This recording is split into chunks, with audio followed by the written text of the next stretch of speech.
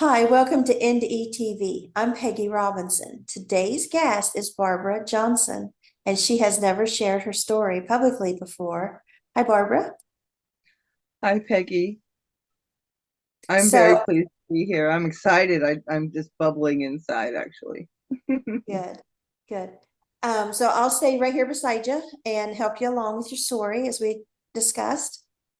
Okay. And um, can you tell me when this happened? It was in 2014. Okay. Um, I had a rig. It was a motor home. It was an old rig. It was about 84. And I had spent some time at the ocean. It's about 95 miles from where I live in Southern California. And I was there with my then boyfriend, and we had spent the weekend there.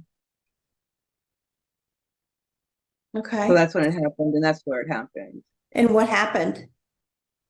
Well, what happened was my boyfriend and I, we were not getting along very well, and we were confined in this little area, so I needed to get a breather, and I jumped out of the rig and I went by the ocean, You did and I what? was I jumped out of the motorhome and I went Okay. by the ocean. I walked down by the ocean. It was really early in the morning, and I was praying and I was just really crying and distraught and, asking God why, what was going on. And I was kind of walking into the surf, and I was just, like I said, distraught. And all of a sudden I just heard like a voice. And wasn't an audio voice like a person talking to you. It was more like a voice inside your mind, only it's not your own voice. And it stopped me in my tracks, and I was kind of like in the ocean already. I was in the surf about to my knees, and I looked up like everybody does, and I went, what? And I waited for a moment. I hesitated, and then the voice came again, and it gave me the message again. And at this time I caught it for a second. I went, what does that mean? Because it was just like very simple and very profound. And so I was thinking about it, and I thought, this is probably very interesting. And plus, there was nobody around me. There was just the surf, and there was the misty air, and overcast, and a few birds, and that was it. No people or anything. It was too early. And so I said, could I please hear this message one more time so I could catch it into my heart and remember it, because I knew it was powerful. And so I hesitated for a moment. I waited, and then I heard the message again, and I heard it and I repeated every word as it came, and then I yelled to myself and I yelled out loud, I got it, I got it. And so all of a sudden I started running up the beach, and by then there were people around because the concession stand was just opening, and there were people gathered, and so I ran up to the concession stand and I asked the concession attendant for a pen and a piece of paper so I could write this down. And she looked at me a little surprised. She expected me to buy something, but she came back briefly and gave me the pen and paper. And so I went to a little table and I wrote the message. And then when I wrote it, I looked at it. I went, OMG, this is powerful. And I was just thinking about it. I was thinking, well, okay, now what do I do with this? And I was just, thinking about the message, and all of a sudden the voice came again. And it said, I want you to write this down 20 times on 20 pieces of paper and pass them out to the patrons around the area, to the people that were, being served. And all of a sudden I went, what? Because I'm an introvert. I'm an extreme introvert. I don't go to strangers or anything because of my history. And so I had a big old flush of heaviness, and I'm feeling it again, actually. And it was anxiety. I thought, oh my gosh, I can't do that. There's no way I could. And I was looking around and people were gathering, and oh gosh, it just felt terrible. And then I thought, but I don't have any paper. I didn't bring any. And then the voice came again and it said, look over to your right. And so when I turned my head, there was tables around, and there was an old lady sitting at a table by herself, and she had this multi-layered pad of colored paper, you know, the little squares that they used to make into a star shape.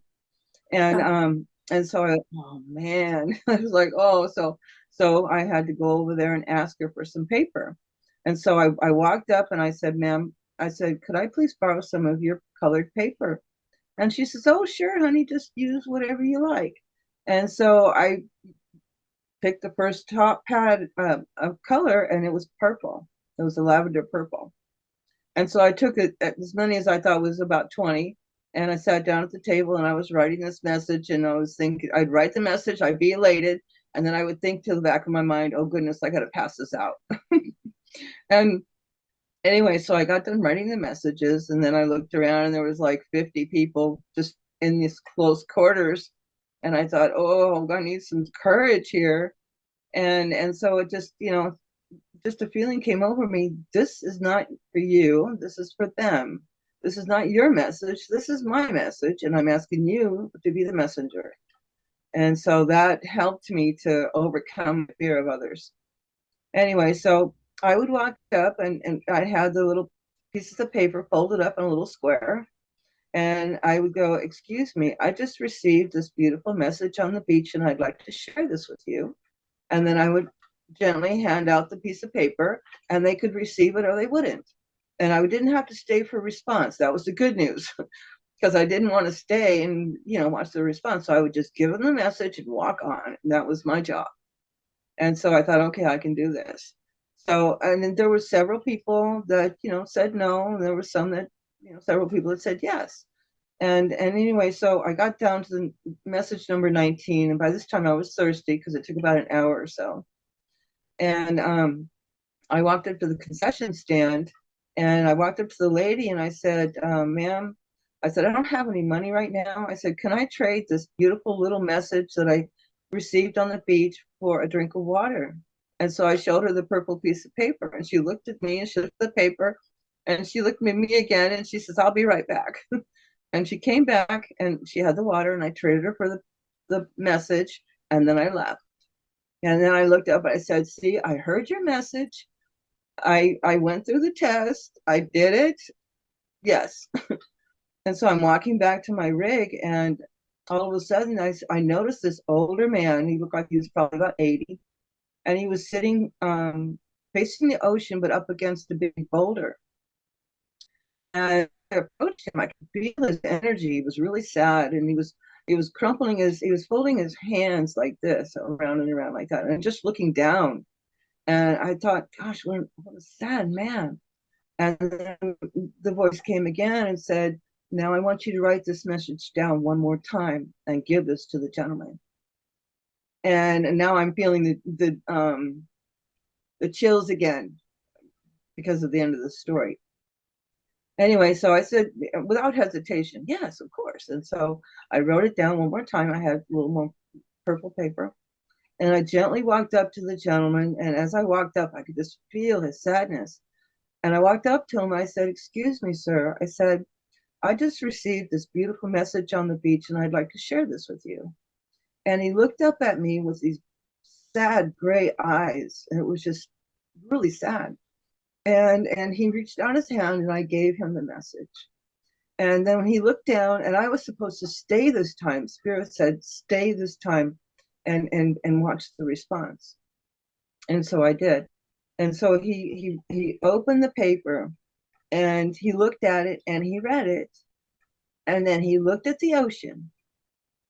And then he looked at me. And when he looked at me, it was a beautiful smile and beautiful bright blue eyes. It was like, that was the person out of all those people, that was the one that I was meant to give the message to. like his The eyes rest changed was, color?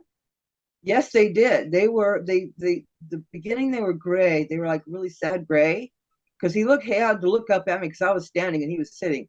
But then when he looked at me again, they were bright blue. It was almost like the spirit just came right into him again.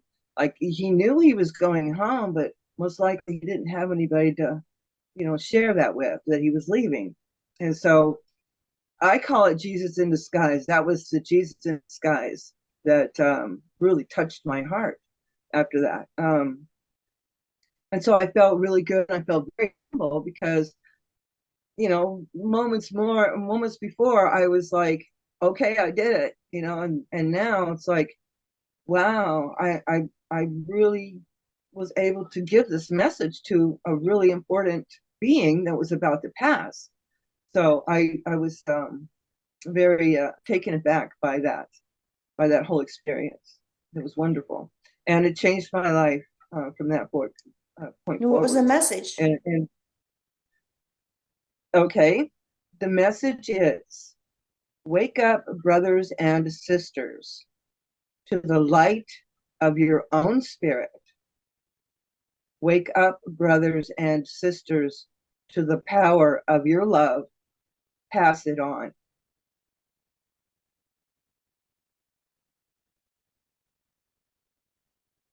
That's it. But when I wrote it down, Spirit said add 3 periods.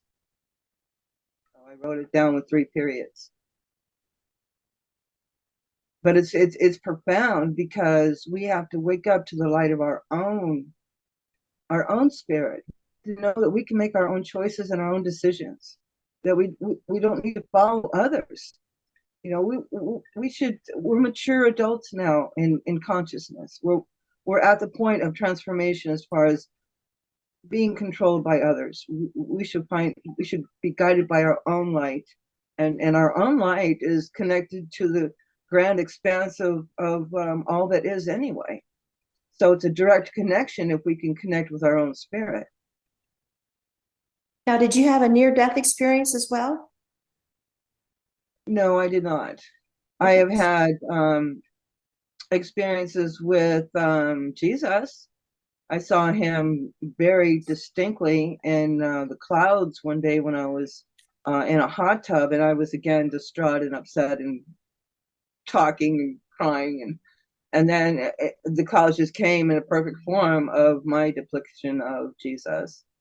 When I was driving, I told you I have a long history. I lost my oldest son when he was 12 years old, and years after that, I was driving down a very dark road, and I had to go.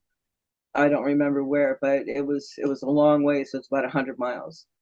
And I remember that I was fearful because it was at night, and all of a sudden, this energy, this sense came to me, and I know it was my son. There was no doubt, and it just calmed me, and it said, "Mom, I love you. Everything's okay."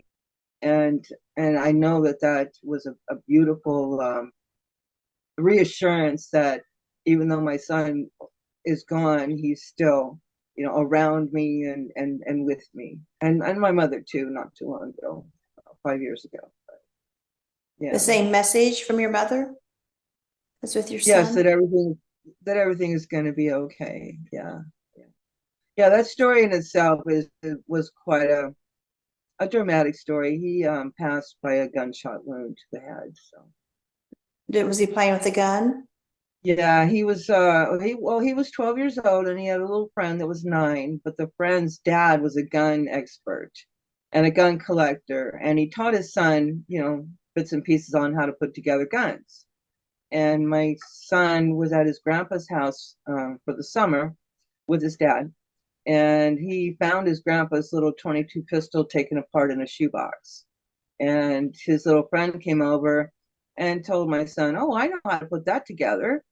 And so they put it together, and there was, I guess 1 or 2 bullets in the box, and he put those in there, and they, did what old cowboys do. They swing the barrel, and then they go bang, and was an accident. Russian roulette. Yeah. And after he passed, that experience of me feeling him was very profound. And as a matter of fact, I picked his music at the funeral, and he liked Nice Ice Baby and MC Hammer. And so I had the radio station make a tape of that for me, those 2 songs, to play at his funeral. And the school kids were at his funeral, the teachers were, my ex-husband was, his family was, and it was just me and my mom and my stepfather at the funeral. No more of my family. And so all of a sudden the music comes on, and my ex-husband, he looks at me like, "What did you do?" And everybody, the kids were just like, "Yay!" It was kind of funny. It was a good experience out of a very traumatic experience. Yes. Did he Yeah. pass quickly from that? Well, he was in Arizona with his dad for the summer. I was in Oregon. And when I got the phone call from his father, I thought his father was lying, because his father was very abusive to me, physically, emotionally, psychologically, financially, the whole bit. And so I thought he was trying to hurt me one more time. And that was the first time that I let my son go for that long a period of time to be with his father. And so I thought he was lying. And when I heard him cry, then I knew, because he was a brute beast, man. And he never cried, you know. And so then I So it knew happened while he was on visitation with his dad. yeah, yeah, he was in Arizona. So when I knew that when I heard him cry, then the shockwave came through me that, yeah, my son, and he was in intensive care in the hospital, and he wasn't expected to live. And so, by the grace of God, I had gotten the money right away. And my daughter, who was his sister, she was 10 at the time, and I flew to Arizona, and we had his funeral there. Yeah.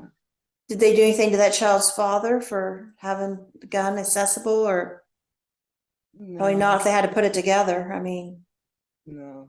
It was just a traumatic accident, and that's what the autopsy report and the police report and everybody. Yeah. I feel sorry for his stepmom though, because she's the one that found him. Because they had done that when she was at work. Because his father and his stepmom was living with his grandfather, and she found him. But the little boy ran out as soon as possible. I mean, as soon as the gun went off, he scared him so bad he ran out. And then my son kind of bled to death. oh, he didn't tell anybody, and You then the know, stepmom had to find him. yeah, he was too scared.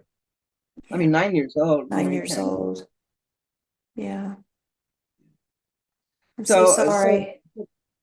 I'm sorry that we got off the trail, but so back to this message on the beach.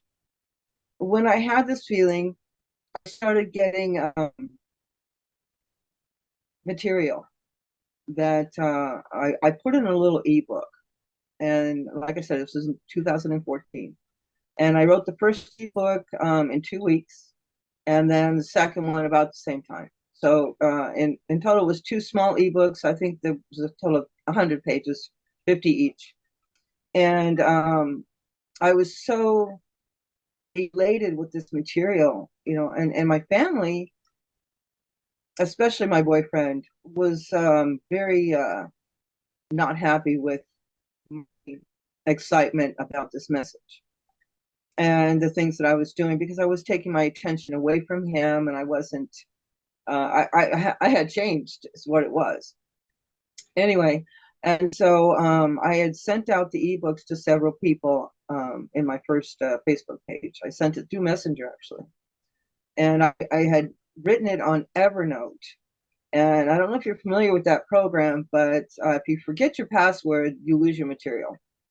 And so that's what happened. I had not engaged in that material for a few years. And so when I was ready to come back to it, the ebook was gone. And I was looking for others that I had sent it to, if they could send it back, which I couldn't. But it's okay, because I have it on hard copy material, handwritten.